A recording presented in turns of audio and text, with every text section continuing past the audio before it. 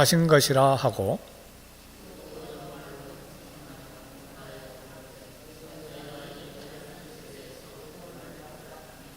그 말을 받는 사람들은 세례를 받음에 이날에 제자의 수가 3,000이나 더하더라.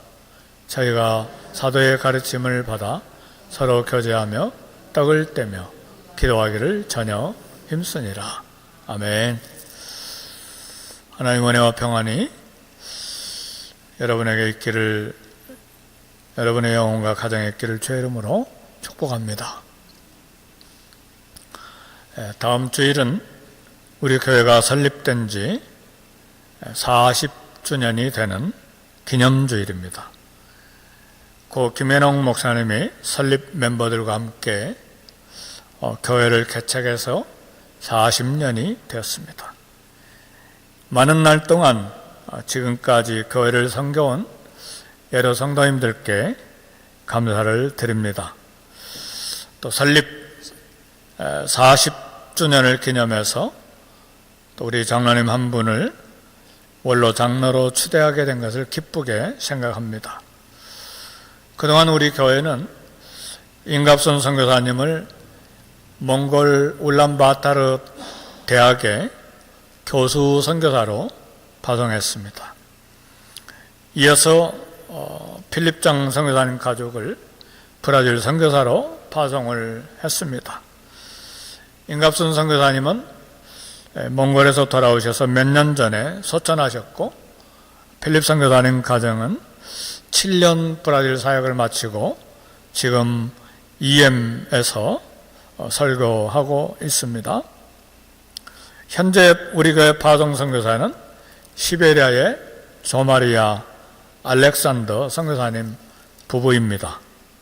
근데 조마리아 선교사님 부부는 내년에 70세가 돼서 은퇴 선교사가 됩니다.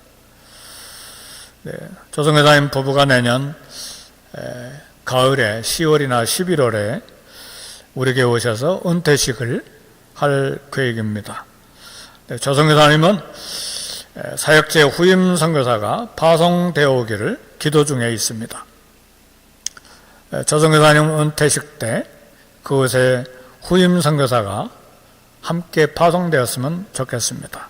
우리 교회 설립 40주년을 기념하면서 시베리아 선교사님 파송을 위해서 기도하면 좋겠습니다. 1912년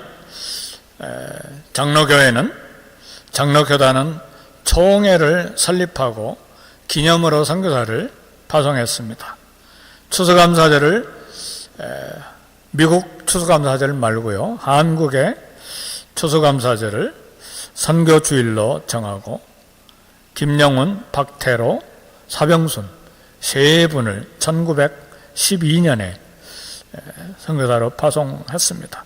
중국 산동성으로 감격스러운 한국 교회의 최초의 선교사를 파송한 것입니다. 그 후에 112년이 지난 지금 한국교회는 전 세계에 약 23,000명의 선교사를 파송했습니다. 세계에서 미국 그리고 브라질 다음으로 세 번째로 많은 선교사를 한국이 파송했습니다. 얼마 전에는 한국이 두 번째였는데 브라질에 밀렸습니다. 브라질 교회가 왕성하게, 브라질 교회 성도들이 4천만 명이 넘거든요. 브라질이 아마 이제 해외 선교사도 있고 인디언들이 많으니까 인디언 족속들 다른 언어에 파송된 선교사까지 다 합하면 한국을 앞섭니다. 성령님은 이 땅에 오셔서 사도들을 통해서 교회를 세우셨습니다. 그리고 성령님은 전도자들을 통해서 전 세계로 복음이 퍼지게 하셨습니다. 오늘 사도행전 2장 본문에는 오순절에 행한 사도 베드로의 설교가 소개됩니다. 베드로 설교를 들은 사람들은 마음에 찔려서 어찌할 거라고 하는 반응을 드러냈습니다. 첫 번째 생각할 것은 말씀을 들은 사람들의 반응입니다.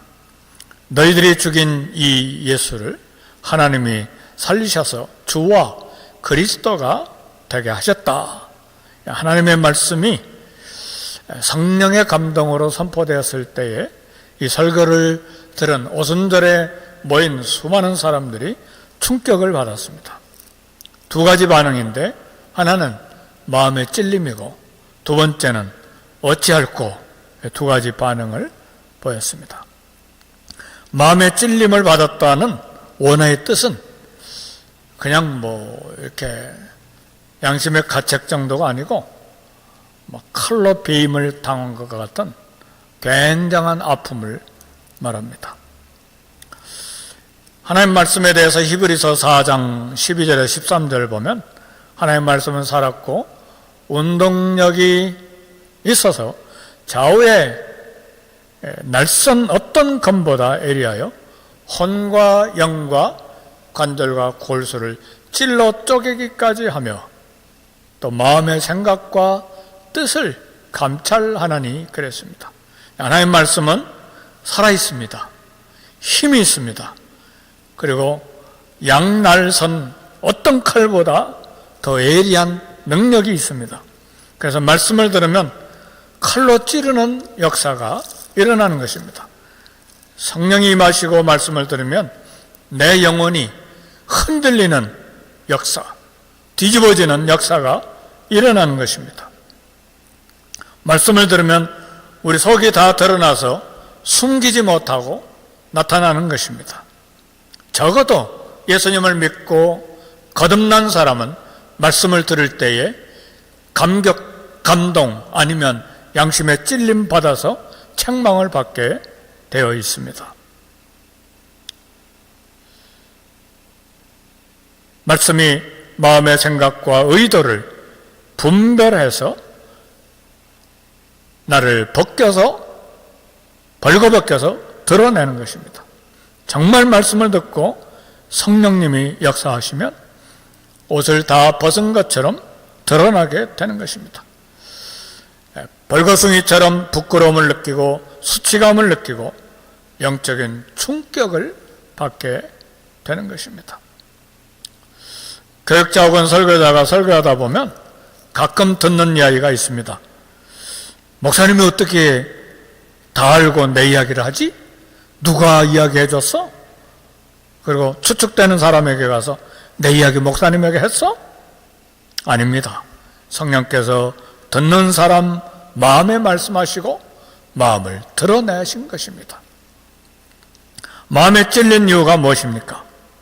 사람들의 마음이 찔린 것은 예수님이 십자가에 죽으신 사건 때문입니다. 군중들은 그동안 자기들이 예수님을 죽이지 않았다고 생각을 했어요. 그러나 베드로는 너희들이 법 없는 사람들의 손을 빌려서 너희가 죽였다. 3,000명 훨씬 더 넘은 오순절 광장에 성전뜰이겠죠. 모인 사람들에게 너희들이 이 법 없는 사람들의 손을 빌려서 너희가 죽였다. 사랑하는 성도 여러분, 오늘 우리도 2000년 전 예수님의 죽음이 유대인도 아니고 빌라도도 아니고 군인도 아니고 바로 당신이 죽였다 그러면 얼마나 놀라겠어요. 실제로 2000년 전에 십자가에 못 박히신 그리고 죽으신 예수님은 내가 죽인 것입니다. 예수님이 내 죄, 내 불순종의 모든 악을 대신 짊어지고 죽으셨기 때문에 다른 사람의 죄 때문에 예수님이 죽으신 것이 아니라 내 죄 때문에 십자가에 죽으셨기 때문에 내가 죽인 거나 다름이 없죠. 그래서 고백할 것은 십자가에 예수님을 못 박아 죽인 것은 바로 나다. 이렇게 고백을 해야 됩니다. 내 죄 때문에 예수님이 죽으셨구나. 그거 인정하지 않고 그거 고백하지 않으면 구원받지 못합니다. 내 죄 때문에 예수님이 내 대신 죽으셨구나. 저 사람 때문에 죽으셨구나가 아니고 저 강도 때문에 저 살인자 때문에 죽으셨거나 아니고 나 죄 때문에 대신 죽으셨다. 이것이 우리 예수를 믿는 사람들의 고백입니다. 이거 고백하지 않으면 구원 못 받아요. 그래서 우리는 동일시 회개 기도를 해야 되는 것입니다.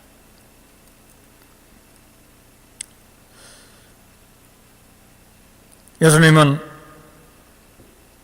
이렇게 내 죄 때문에 죽으셨다면 우리는 죄책감, 수치심으로 몸부림치는 싸움을 경험해야 합니다. 질병이 있어서 수술할 때만 처절하게 죽음을 경험하는 것이 아닙니다. 우리는 내 내면의 죄 때문에 고민하고 처절한 죽음을 경험해야 합니다. 가슴을 치면서 어찌할꼬 마음의 찔림을 받아서 사도 바울은 고백했습니다. 나는 선을 행하고 싶은데 선을 행할 능력이 없다. 나는 비참한 사람이다. 이 죽음의 몸에서 누가 나를 구하겠는가? 사도 바울도 마음이 찔려서 가슴을 치면서 이 사망의 죽음의 몸에서 누가 나를 건지겠는가? 그렇게 고백을 했어요. 예수님은 우리에게 말씀하십니다. 누구든지 나를 따라오려거든 자기를 부인하고 자기 십자가를 지고 나를 좇을 것이니라 말씀하셨어요. 예수님의 십자가를 따라가기 위해서는 자기가 죽는 경험을 해야 돼요. 죽지 않고는 십자가 못 따라갑니다. 죽어야 따라갈 수가 있는 거예요. 나를 죽여야 돼요. 내 자존심을 죽이고 내 욕망을 죽이고 내 고집을 죽이고 내 미움과 내 증오를 죽이고 내 탐욕을 죽일 때에 자기를 부인하고 자기 십자가를 지고 예수님을 따라갈 수 있는 것이죠. 예수님의 길은 십자가 길이잖아요. 근데 십자가 벗어버리고 춤추면서 따라갈 수 있나요? 자기 십자가를 지고 나를 좇을 것이니라 말씀하셨는데, 예수님의 십자가를 따라가기 위해서는 그래서 자기가 죽는 경험을 해야 따라갈 수가 있는 것입니다. 베드로는 너희가 십자가에 못 박은 이 예수를 하나님이 주와 그리스도가 되게 하셨느니라. 이때에 베드로의 설교를 들은 오순절에 모였던 수많은 군중들이 마음에 칼로 찔림을 받았습니다. 그래서 나오는 반응이 어찌할 거예요? 두 번째 반응이 어찌할 겁니다. 어찌할 거는 더 이상 숨길 수 없이 내 정체가 드러났다는 것을 말합니다. 빌보 감옥에서 감옥문이 열리자 간수가 감옥문이 열려 나온 이 바울에게 어떻게 해야 구원을 받을꼬? 어찌할꼬? 그래서 마태복음 5장 4절에 보면 이처럼 어찌할꼬 하는 애통하는 자는 복이 있나니 저희가 위로를 받을 것이며, 그래서 자신의 죄를 깨닫고 어찌할꼬 울부짖는 자가 위로를 받고 구원을 받을 수가 있다는 말씀이에요. 자기 죄를 깨닫지 못하는 사람은 어쩔 거라는 말 절대로 하지 않습니다. 그냥 자기 잘난 맛에 사는 것이죠. 자기 의로 하나님 앞에 나올 수 있는 사람 이 땅에 없나냐? 하나도 없다고 그랬어. 모두 다 죄인이죠. 의인은 없나니 하나도 없다. 다 한 가지로 치우쳐 죄에 빠졌고 하나님의 영광에 이르지 못했다고 성경은 말합니다. 돈 있는 사람은 어찌할 거라는 말하지 않습니다. 돈이 바닥에 날 때 어찌할 거 그때 하죠. 건강한 사람은 어찌할 거 말하지 않습니다. 자기 건강이 바닥에 떨어질 때 어찌할 거 하죠. 배경이 좋은 사람 어찌할 거 말하지 않습니다. 든든한 배경이 있기 때문에. 그러나 그 든든한 배경이 무너질 때가 있고, 돈을 잃어버릴 때가 있고, 건강을 잃어버릴 때가 있고, 모든 것이 무너질 때 어찌할 거라는 말을 빌어서 하나님 앞에 하게 되는 것이죠. 어찌할 거라고 하는 고백을 안 하기 때문에 하나님은 어찌할 거 하는 상황을 우리 주변에 만들어 놓는 것입니다. 그 고백이 우리 모두에게 필요하기 때문에. 모세는 40살이 됐을 때, 내가 내 민족을 구하겠다. 애국심 때문에 살인까지 한 사람이에요. 그럼 모래밭에 숨겨버렸어요. 어찌할 거가 없었어요. 그 결과 살인자로 쫓겨나서 광야에서 양치기로 40년간을 살았습니다. 광야의 삶은 자기는 철저히 아무것도 아니라는 훈련기간이었어요. 학식도 아무것도 아니요, 지식도 아무것도 아니요, 왕궁의 생활도 아무것도 아니요, 자기의 왕궁 성장 배경도 아무것도 아니라는 것을 모세는 40년 동안 광야에서 양치면서 배운 거예요. 모세가 80세가 되었을 때 하나님이 부르시자 나는 못합니다. 내가 누구입니까? 나는 아무것도 아닙니다. 어찌할 거예요? 과거에는 내가 공주의 아들이고 애국 왕궁에서 국립대학을 졸업하고 어쩔 거라는 말 그때 없었죠. 이제 나이가 많아지고 80세가 되고 완전히 자신이 거부가 되고 무너지니까 어찌할 거라는 말이 모세 입에서 나온 것이죠.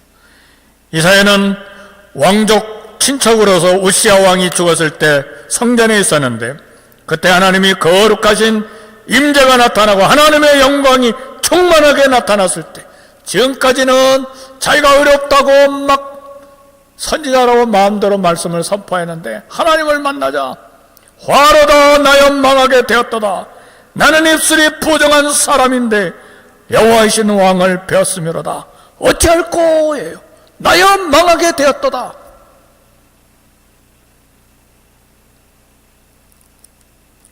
하나님은 나는 어떻게 할까요? 할 때에 이사야 제단 숯불로 그 입술을 댐으로 저의 용서를 해 주셨습니다. 베드로가 주의 말씀을 순종하여 그물을 던짐으로 어마어마한 고기를 잡았는데 이때 베드로의 고백은 야, 돈 벌었다가 안 해요. 주여 나를 떠나소서 나는 죄인입니다. 나를 떠나세요. 죄가 발견이 된 거예요. 어찌할꼬? 그럴 때 예수님이 그를 제자로 삼으신 거예요. 어찌할꼬? 이 고백은 우리 모든 그리스도인들에게 다 필요합니다. 나는 아무것도 아닙니다. 화로다 나여 망하게 되었도다. 주여 나를 떠나소서 나는 죄인입니다. 하나님 내가 어떻게 할까요? 내 심령 깊은 곳에서 나는 이선이 가득하고 형식이 가득하고 내 영혼은 갈증이 가득하고 가물어 메마른 땅과 같습니다. 어찌할꼬? 어떻게 할까요? 이런 부르짖음이 우리 영혼에 있어야 돼요. 뭐 때문에 만족합니까? 세상 때문에 만족합니까? 하나님 십자가 앞에서 무릎을 꿇어보세요. 온전한 건강, 온전한 신앙이 있는지 우리는 회개가 필요합니다. 이런 찔린 마음에 진짜 고백이 필요한 것입니다. 두 번째로 생각할 것은 회개하고 세례를 받는 일입니다. 베드로가 어찌할까 하는 군중들을 향해서 다음과 같이 설교했습니다. 오늘 본문 2장 38절에 보니까 베드로가 이르되 너희가 회개하여 각각 그리스도의 이름으로 세례를 받고 죄사함을 받으라. 그러면 성령의 선물을 받으리니 그랬습니다. 베드로는 군중들에게 회개하고 예수님의 이름으로 세례를 받으라고 외쳤습니다. 예수님 믿고 회개하든지 회개하고 예수님을 믿든지 중요한 것은 회개하는 것이 중요합니다. 세례 요한도 예수님도 회개하라 천국이 가까웠느니라 선포했습니다. 신학적으로는 예수님을 믿기 때문에 회개하는 것이 옳은 순서입니다. 예수님은 하나님의 아들로 구원의 주님으로 나 위에 십자가에 피 흘려 죽으신 것을 믿으십니까? 그럼 우리 죄를 회개하죠. 눈물을 흘렸다고 회개가 아니고 잘못을 인정했다고 회개가 아니고 회개는 죄의 자리에 머물지 않고 방향을 완전히 바꾸어 새로운 삶을 사는 것입니다. 눈물 흘리고 이거 잘못했구나. 그런데 계속해서 죄 짓는 자리에 앉아있는 건 회개가 아닙니다. 예수님을 오랜 세월 믿고도 영적으로 자라지 못하는 사람들이 있습니다. 마음과 행동이 아직 진정으로 회개하지 않는 삶이기 때문에 그렇습니다. 누구든지 죄를 고백하고 예수님을 구주로 고백하면 성령을 주신다고 오늘 베드로는 설교했습니다.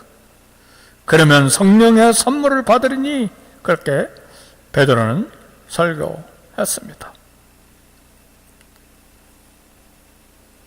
베드로의 한 번의 설교를 듣고 마음이 찔려서 죄를 깨닫고 회개하고 예수님을 영접한 것은 성령의 권능이 역사하신 열매요 결과입니다.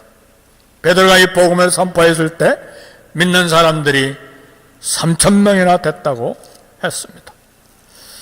회개한 사람들은 각각 예수님의 이름으로 세례를 받았습니다. 세례는 예수님의 십자가 죽음에 함께 죽었음을 고백하는 것입니다. 내 죄 때문에 예수님이 십자가에 죽으실 때 나도 죽었다고 인정하는 거, 믿는 거예요. 그렇게 여기는 거예요. 세례는 그리스도와 함께 죽고 그리스도가 부활하셨을 때에 함께 부활하신 것을 믿고 그렇게 여기는 거예요. 그것이 세례입니다. 세례를 통해서 그리스도와 연합하는 것입니다. 그래서 나는 이제 그리스도의 사람인 것을 공개적으로 고백하는 예식이 세례입니다. 세례를 통해서 그리스도와 결혼식을 올린 것과 같은 것입니다. 세례를 통해서 주님과 결혼하였기 때문에 이제는 주님을 더 알아가야 됩니다. 신랑 예수님이 무엇을 기뻐하시는지 늘 관심을 가져야 돼요. 그래서 오늘 본문의 마지막에 보니까 사도들은 베드로의 설교를 듣고 믿은 사람들을 온전한 교인으로 양육하기 위해서 하나님 말씀을 가르쳤어요. 2장 42절 그들이 사도의 가르침을 받아 서로 교제하고 떡을 떼며 오로지 기도하기를 힘쓰니라 그랬어요. 세례를 받으면 예수님 신랑이 되시고 우리가 신부가 되는 것입니다. 교회가 신랑이요, 예수님이 신랑이요, 교회가 신부가 되는 것입니다. 신랑 예수님을 알게 하는 책이 성경책입니다. 성경은 신랑인 예수님이 신부를 향해 마음을 담아놓은 편지입니다. 문제는 신부들이 지독히 신랑의 편지를 안 읽는다는 사실이에요.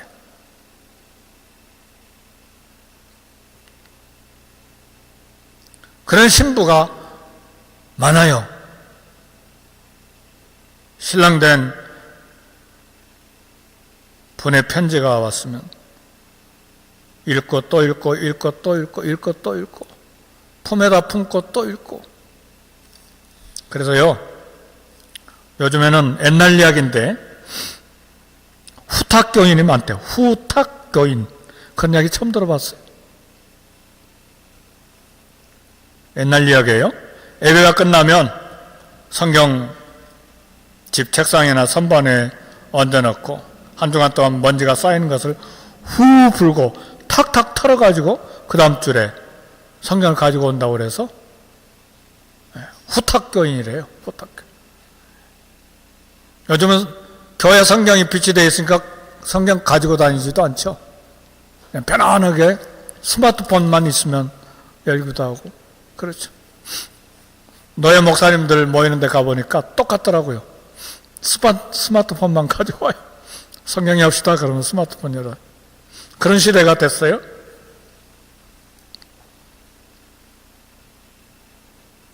사도들이 말씀을 가르쳤을 때에 초대교회는 말씀의 부흥이 일어났습니다. 사도들의 가르침을 받은 성도들은 서로의 교제가 깊어졌습니다. 사도들의 말씀을 가르침을 받고 오늘 본문에 보니까 오로지 기도하기에 힘썼습니다. 사도들의 말씀을 가르침받은 성도들이 이제는 훈련받고 다시 본 고향 본 나라로 다 되돌아가서 전도하고 선교의 열매가 맺혔는데 그 결과가 이방 땅의 안디옥 교회가 세워지고 그리고 로마의 교회가 세워지고 세 개의 교회가 세워진 거예요. 그래서 한국 장로교 총회도 총회가 설립된 기념으로 선교사를 중국 산동성에 세 사람을 파송한 거예요. 우리 교회도 말씀을 부지런히 읽고 듣고 배워야 합니다.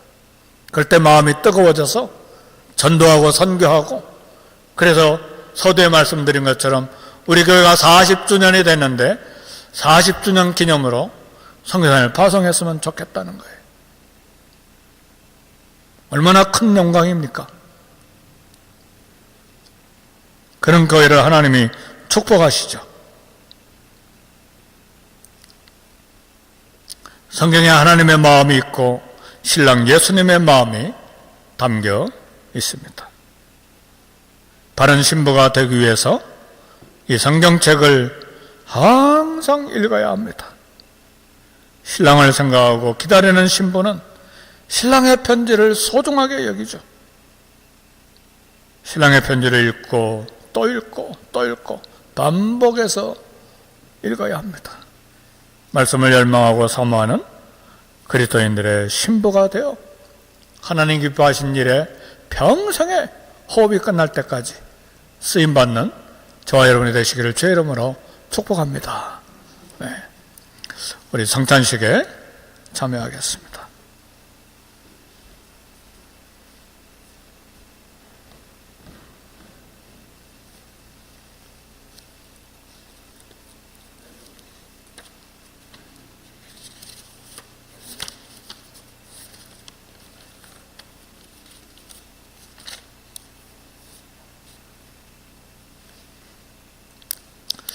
조금 기다리세요. 네.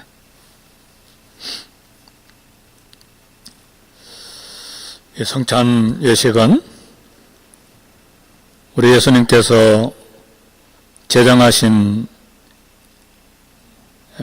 성례입니다. 우리 예수님을 기념하여서 예수님의 재림하시기까지 예수님의 죽으심을 기억나게 하는 예식입니다. 그래서 예수 안에서 거룩하심을 입은 우리 성도 여러분, 하나님께서 자기 백성에게 힘을 주셔서 죄를 대적하게 하시고 모든 고난에서 저희를 견고하게 하시고 또 굳세게 함으로 우리 책임을 다하게 하시는 이런 사랑과 열심으로 우리를 감화시켜 주셔서 또 평안의 소망이 넘치게 하시는 유익이 되는 것이 성찬식입니다. 그래서 이 성찬식은 세례받으신 분들만 성찬을 참여합니다. 아직 세례받지 아니한 사람은 예수님에 대한 공개적인 고백을 성도들 앞에서 하지 않았기 때문에 아직 성찬식에 참여할 수가 없습니다. 우리 장로님들 나오셔서 좀 도와주시기 바랍니다. 네, 오셔서.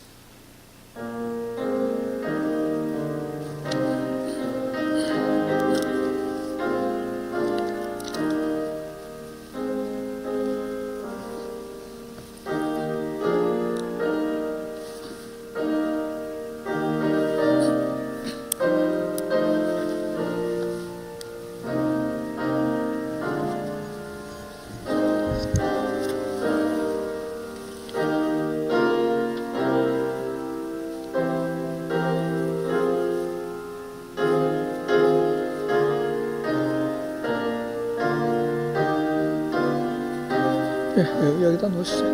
여기다 놓으시죠.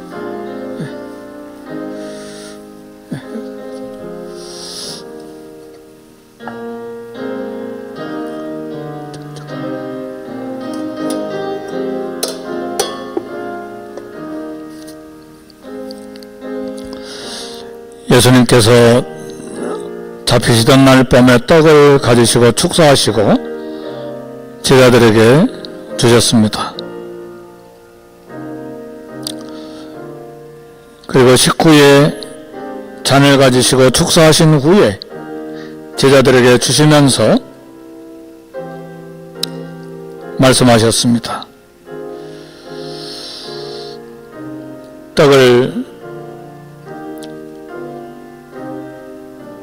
이 떡은 내 몸이니 이것을 먹을 때마다 나를 기념하고, 또 이 잔은 나의 피로 세운 새 언약이니